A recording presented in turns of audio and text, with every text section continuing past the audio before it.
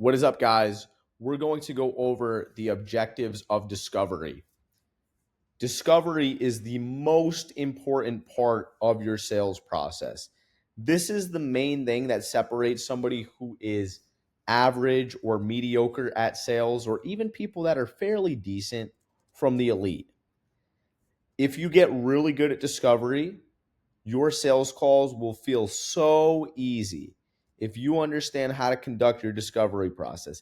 That's why we have sales calls. It's to discover, it's to ask questions, it's to get people to examine why they need to make a change. Okay. So I'm going to go over with you guys what are the objectives of discovery, because a lot of people don't know what to ask. They just follow a script and they just go question by question by question, not really understanding why they're asking what they're asking, or they ask a bunch of questions that don't really serve a purpose. They ask a bunch of questions that have no utility. All of our questions want to have utility. What I mean by that is all of our questions want to have a purpose. They want to have an intention, something we're doing by asking them, some piece of information we're trying to gather, some outcome we're trying to produce, okay? So the first objective is we're trying to overcome all the objections prior to the close. Sales call, it goes rapport, it goes framing the call, right? It goes discovery, it goes pitch, it goes price presentation, okay? Well, it goes tie downs, I should say, and then it goes price presentation, okay? Most people try to handle objections here after they drop the price. If we can get you to handle all the objections here, do you think it's easier or do you think it's harder to handle the objections? Where do you think it would be easier? It'd be a lot easier to handle the objections here than it is here. We really don't have much leverage here. This is what mediocre average salespeople do.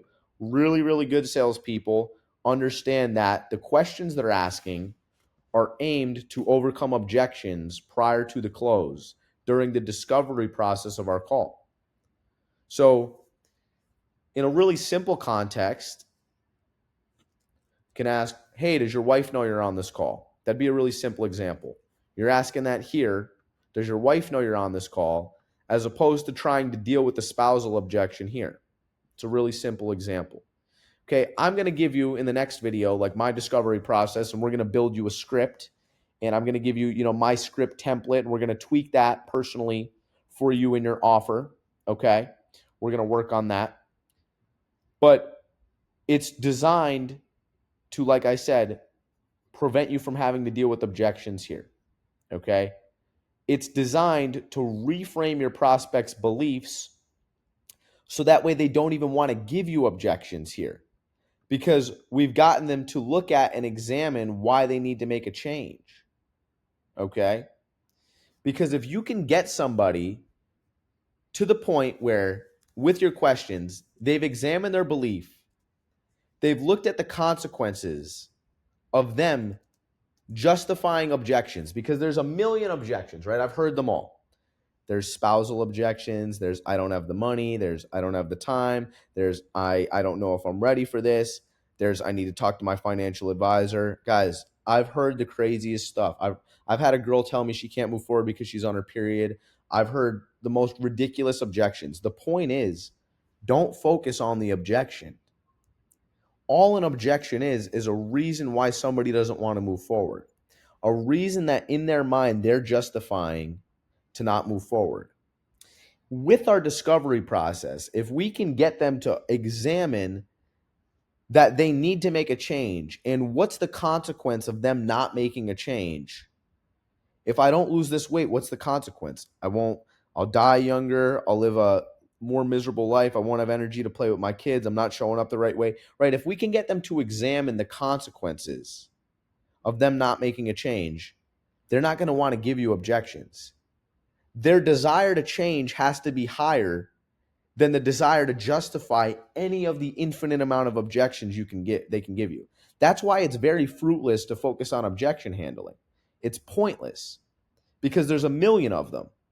I'd rather focus on what do I need to do to just get this person to understand, like, yeah, I can throw this guy a million objections But if I do that, it's just me justifying me not wanting to make a change. But now I see the consequences of me continuing to think that way. And that's something I'm not willing to settle for. That's the whole point. So we're trying to overcome objections and align the thinking of the prospect with somebody that closes. We're determining if we can help somebody as well. Okay. Just by asking basic questions to like actually determine if we could even help them based on the way that we provide a solution. And we're displaying our competency. The only way your competency is being displayed on a sales call is through the questions you ask, through the quality of the questions that you ask. I'm going to share with you guys an example. If you go to the doctor, if you went to a doctor and let's say you had a problem with your stomach and you walk in, he looks at you, he looks at your stomach, and then he just prescribes something, you'd be like, what the fuck? You'd be like, why? How do you know what's wrong with me? You didn't ask me any questions. You just looked at my stomach. A really good doctor, you go in and he's like, hey, how's your stomach? How long has this been going on for? Is there any other symptoms you're experiencing? What is your digestive system? Like, what are your bowel movements? Like, how is that going for you, right? He's asking you all these questions about your stomach. Through the quality of his questions, he's displaying his competency. So by the time he gives you a solution, a pitch, right, you trust him a lot more, regardless of what that pitch is, because he's already displayed his competency through the quality of his questions. So most average mediocre salespeople think they're displaying their competency through the pitch, but that makes no sense because your prospect doesn't know if your solution's good or not. One, because they've never done it, and two, because they need help with that specific thing, right? Think about this for a fitness coach.